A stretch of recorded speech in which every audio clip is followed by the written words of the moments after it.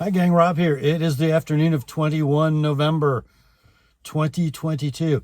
Coming to you this afternoon on a spectacular, gorgeous, late fall afternoon. We've got 44 degrees and sunshine. We have what I would say is now a breezy wind condition. It's just beautiful. The sun actually feels warm if you're out today. Oh, that's nice after a week or so of the dead of winter. This morning it was cold. It was like 26 or 7 degrees at 8 o'clock this morning, and the wind was howling out of the southwest. It was uncomfortable, but a harbinger of things to follow today. So, beautiful day. So the topic of today's video is related to the clickbait title, and I do clickbait titles about once every 5 years. I don't appreciate them, but today's title may be a little clickbaity because knife collecting isn't dead. But I'm coming on today to talk to you about kind of the status of the market for the postmodern social media-based knife collector. And guys, let me just tell you, it ain't good. It ain't good. You know, let's kind of look at the context of what I'm talking about. We're in late 2022. And from mid-2020, when the government money started to flow like water in the midst of the pandemic, up until late 2021, the collectible knife market was insane. The worst problem people had a year and a half ago in collecting knives was finding one for sale. Why is that? Well, let's face it, a lot of new companies have sprung up and entered the knife making industry, especially modern folders. Domestic companies, European companies, Eastern Bloc companies, and Chinese companies making some pretty nice cutlery, especially in the Instagram, Facebook, YouTube era. Because let's face it, if you're selling knives or buying knives, you're not selling and buying knives. You're selling and buying pictures. And perceived quality doesn't come from people picking up these knives in stores, handling them, using them, evaluating them. Perceived quality comes from social media buzz, from, let's call them faux exotic materials, mass-produced, pretty shiny stuff. There's no regard for actual quality of a cutting tool in this current market, or at least in the market that ended about 6 months ago. So, and things that were rare in the stock of merchants became, especially if they had lots of social media buzz, they became crazy expensive. Any knife was easy to sell if you're a seller of new cutlery or even used cutlery. Usually at a profit if you sold it during that year and a half between mid-2020 and the end of 2021. So it was pretty easy to buy stuff you didn't like and then flip it and not lose any money, or sometimes make money. And then we have some, let's say, semi-seasoned collectors who got to be good at procuring on the new market the super white hot stuff like Great Eastern Cutlery and the latest sprint run from Spyderco and Chinese made production knives by hot designers. Those knives were easy to buy if you could find one and then make money on if you decided you wanted to flip it. Well, guys, I'm here to tell you, those days are gone. And I'm going to try to explain why. If you're a 70-year-old knife collector and you've been collecting for 50 years, you're chuckling at this video because you realize, at least in your mind, that the knife collecting world has been populated by a bunch of millennial idiots who chase after the next shiny thing that other millennial shiny thing addicts think is cool, and they have to have one. And the older guys kind of look at this and sit on the sidelines and watch because it's crazy. So in that period of a year and a half, a lot of, let's say, unseasoned collectors have jumped in to the collectible item markets. The one I'm speaking about is the knife market, right?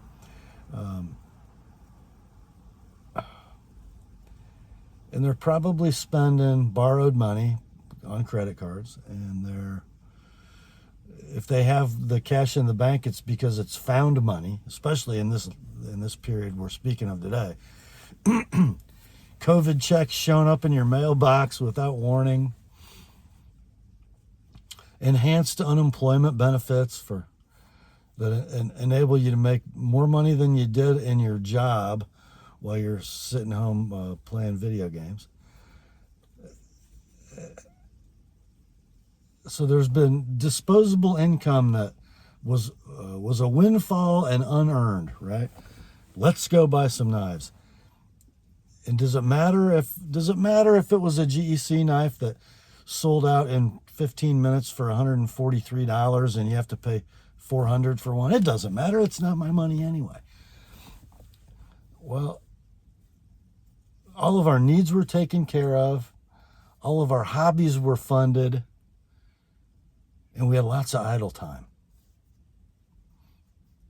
Of course this market got ridiculous. Of course it was temporary. And oh, how temporary it has proven to be. And that is what we're talking about today. So if you're watching the market crash, just understand, contrary to my title, knife collecting is not dead. It's just moving back to a pace that traditionally was true, right? So let's talk about some of those time-honored truths. First of all, you do not collect knives as investments.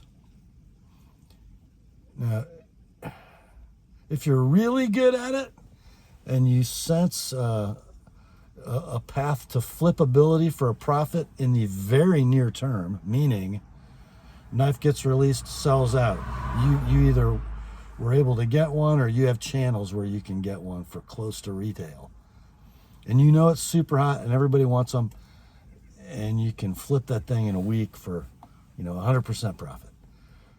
Unless you're that guy who's doing it, flipping as a craft, right? A speculative amateur knife dealer. Unless you're that guy, don't collect knives as investments. Just don't do it. They're not investment quality commodities by and large. Over the last half century, there have been a handful of knife brands, knife makers, knife models that are iconic, and they actually are appreciating in value. Most of them, they're just used knives. Probably not as good in functional quality as the new knives. So they're not really worth much. It used to be knife collecting was this really small group of old men. They'd show up at regional knife shows. They'd bring, the people who were selling would show up with a few tables and a few cases, and maybe they brought 800 knives with them, and they might sell 30 or 40 or 50 of them, get to see all their buddies, and go home. It was a sleepy, stodgy hobby.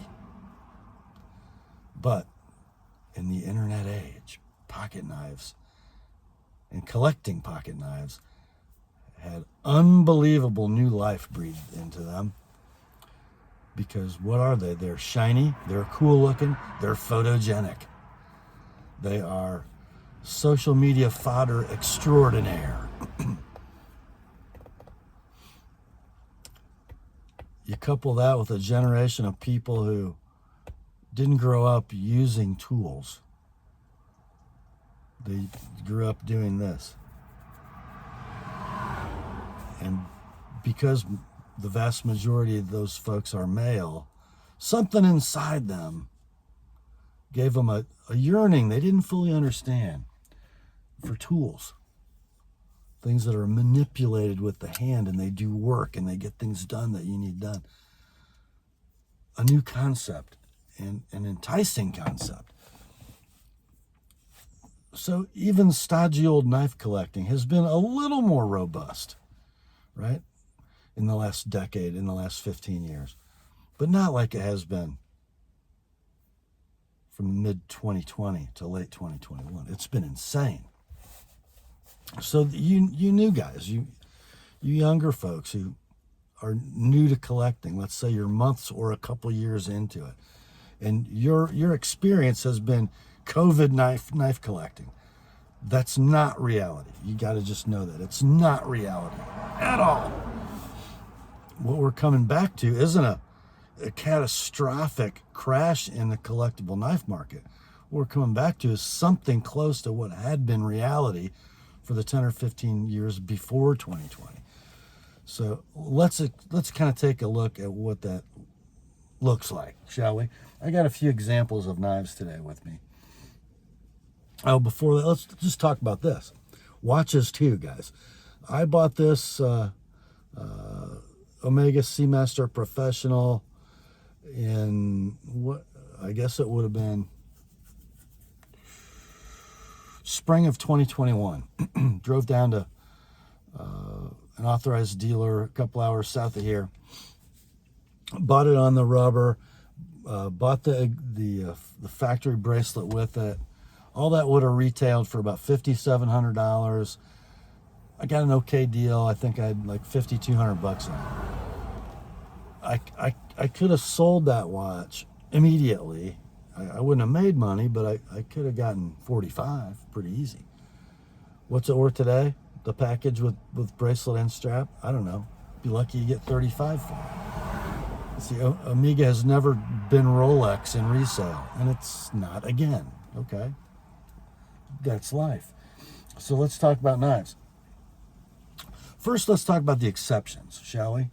There's still a couple companies that owning one of their knives is like owning a Rolex, meaning you carry it with you anywhere in the world. You walk into a pawn shop, you can sell it, get money. Good money, right? Well, the first one, Chris Reeve. And this is a great example. It just happened to be in my pocket today. Large Sebenza 21 black canvas micarta inlays, left-handed. Single thumb stud. I probably paid brand new. It was either $515 or $525 for this knife. That's when a new Sebenza was $425 plain Jane. What's it worth today? In gently, lovingly used condition?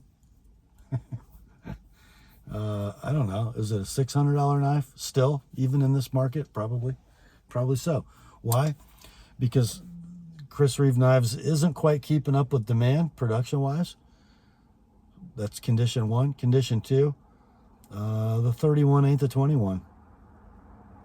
Probably not as good a knife as the 21. Newer steels notwithstanding, mechanically a better product. So 21s, through the roof. They're always going to be desirable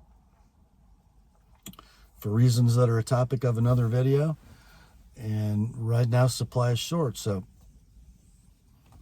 if you think you missed the chance to cash your collection at top prices, if your collection includes some Chris Reeve knives, you're okay. But don't wait if you're really wanting to sell them. And I know where you can sell them, by the way. Let's talk about Great Eastern Cutlery now. They're kind of the other poster child for the exception to the rule of what I'm talking about today. Low volume, time-honored manufacturing methods, super traditional slip joint pocket cutlery, best in the world at what they do. This is an example of what's not getting hurt in this market. This is a 74 Mustang Titty parts knife or special factory assembly with covers that didn't exist in the production run, which happened in 2020. This was new, purchased new in 2021 at the store. I don't know, there might be 20 of these with the burlap micarta Titty trim, satin no etch blade, and it's perfect and beautiful. I don't know what I paid at the Rendezvous in 2021, probably 140 or 50 bucks. I could sell that for double what I paid for it still. But those are the exceptions, guys. What else could I even put into that group? Probably Hinderer, but they are softening rather rapidly. Some Bark Rivers, for instance, beloved models they haven't produced in a few years. Those are still really strong in the secondary market, but the rest of the brand, now they're just used knives, right? Let's talk about stuff like this. So here is a Cold Steel Recon 1. So the original Triad lock Recon 1. So I know that's not the original Recon 1. The first generation of Triad lock Recon 1. Os 8 blade. This is the old Teflon paint coating that I removed and revealed this gorgeous stonewash blade. Did the same to the clip. I think this has got my spring mod in it. So it's a pretty cool Recon 1. In a piece of knife making history, this was sort of the first well-known cold steel model to have the Triad lock. So if you've got one of these, you know, maybe a year ago, I could have sold this knife for maybe 120 bucks. What was it, 60, 65 bucks brand new? Now, 60, 65 bucks probably. If you got an XHP Triad lock Lynn Thompson era Recon 1, you know, that we were selling for, you know, 120 or 30 bucks used not too many months ago because they're out of production and great steel. And now, you're lucky to get 100 for a nice one. Here's one. And let me hold this up again and just talk about mass production, American brand pocket knives, you know, like a normal production para 2, a Benchmade 940, a Benchmade Griptilian, and 940 probably not, because 940s always do money, but like an S30V grip. Those knives aren't going to do, in near mint condition, they're not going to do 80% of web retail. They're going to do 60 or 70 now. And knives that are off the beaten path. Here's a great example. I can't remember how I got this knife, but it's a Victorinox Rescue Tool, which is a super cool pocket knife. So it's built on the big chassis Soldier, right? The new big chassis Soldier.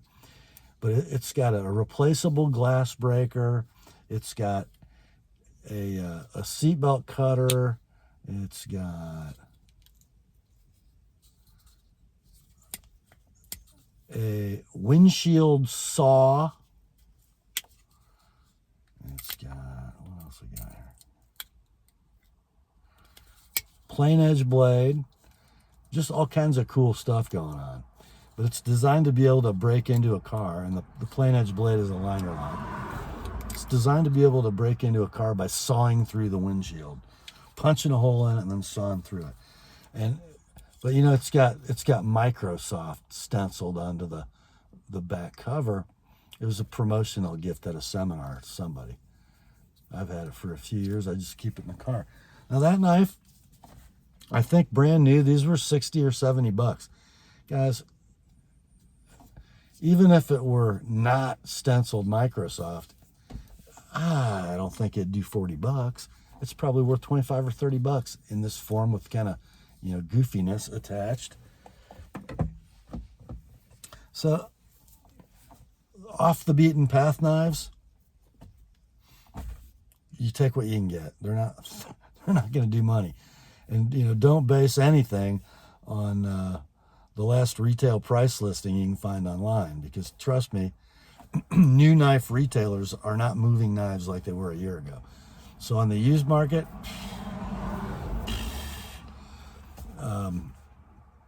in last week's sale, it was I think the second week for this knife, that little built in the 70s, little rigid lockback knife. I can find eBay price listings doing 3 figures on those knives, and I reduced that knife to $50, and it's very near mint with the box. Reduced it to $50 on Saturday afternoon. It's still not sold. It's beautiful, but it's not anything anybody wants.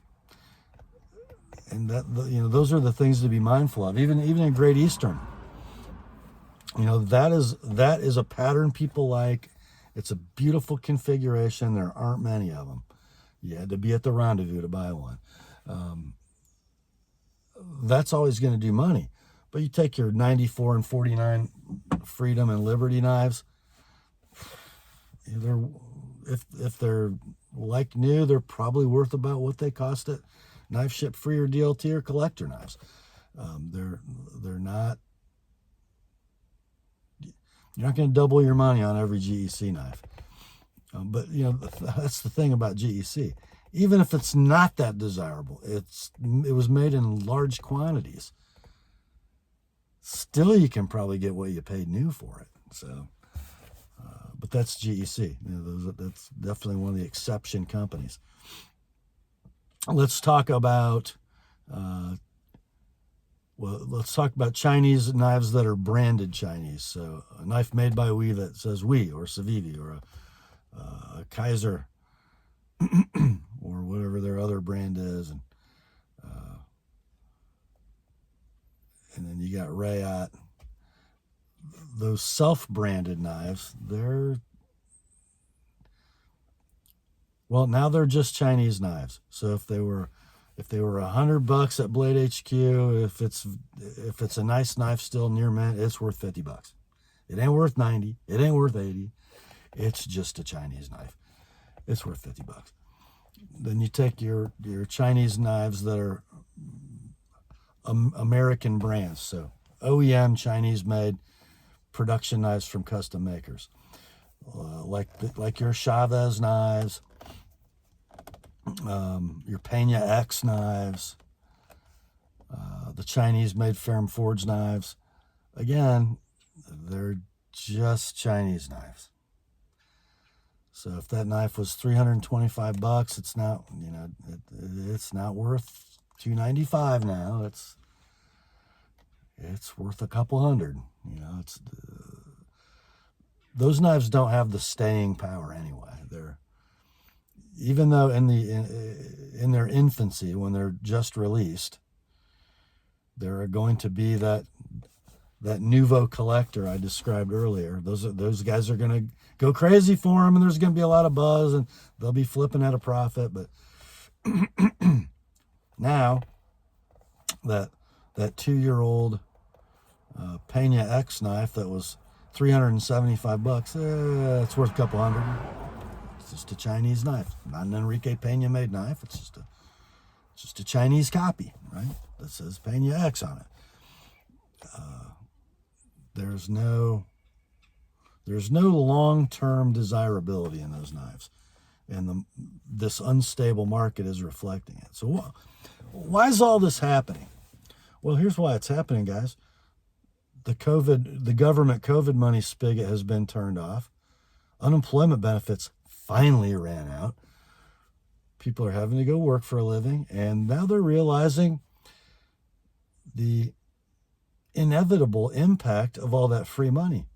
Everything now costs more, a lot more. When there are X number of widgets and X number of dollars, and demand says we want this X number of widgets, but now they have a stack of money this tall, guess what? Price of the widget goes up. Because these dollars aren't worth what dollars were worth before they printed trillions of dollars and mailed it to everybody. Now there's a fixed demand for widgets, and dollars are easily obtainable and not worth what they used to be worth. Guess what? Widget costs more because the costs going in to make this widget just went up. So we thought life was great, didn't we? When free money just showed up in EFTs in our checking account or checks in our mailbox, and we just went out and spent it like drunken sailors. Well, that tells you right there. The perceived value of the dollar even went down because they're meaningless. Dollars are meaningless. They show up in my mailbox. I can spend them without discipline. Now, everything costs more. And we don't have as much money. And the money we have isn't worth as much as it used to be. My car insurance went up. My gasoline bill went up. My heating oil or propane or natural gas bill went up. My electric bill went up. It costs $10 to eat a combo meal at McDonald's that'll take a half an hour to get. Used cars cost more. New cars cost more, and you can't get one, so you have to pay too much for a used car. It's a squeeze. Now we're back to worse than pre-COVID conditions because we're still generating the same amount of income in reality with the skill set we have. But now everything costs more. To take care of our family budget, what we have to purchase every month is now taking a much larger portion of our total income. So our discretionary income has been whittled to nothing. And what buys these, do you think, guys? Discretionary income. Nobody needs one. Nobody needs one of these knives I have in my hand. Nope, nobody needs one. Especially if you already have 3. You definitely don't need to collect them. You're wondering how you're going to keep the gas on. So if you're a buyer right now and you have money, it's almost time to start buying some used knives because the values are going to plummet. But if you don't have the money, good gracious, don't be buying collectible knives. Take care of your family obligations. Do not finance them. Do not put them on a credit card. I've talked about that before. If you're a seller, if you think you're selling speculatively right now, stop, because you're not.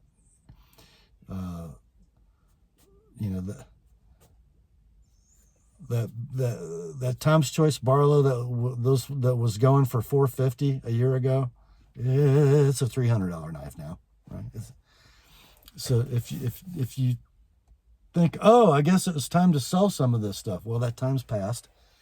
If you're a seller who's realizing, wow, my financial situation does not match my knife collection, meaning I'm struggling with the monthly budget and I've got $10,000 in collectible knives. I need to cash some of them. Well, if that's the case, they're still worth money, but good gracious, don't think it's October of 2021. That's not the big windfall you think it is. You can still sell those knives and generate some cash, but it ain't October of 2021. So that, I guess, guys, is my summary and some advice on the current state of the knife market. Guess what? Knife collecting is still very much alive. It's just a lot more sane than it was a year ago. That's all for this one. Grace to you and peace, my friends, from God our Father and the Lord Jesus Christ. Remember, the word is sharp. I will talk to you soon.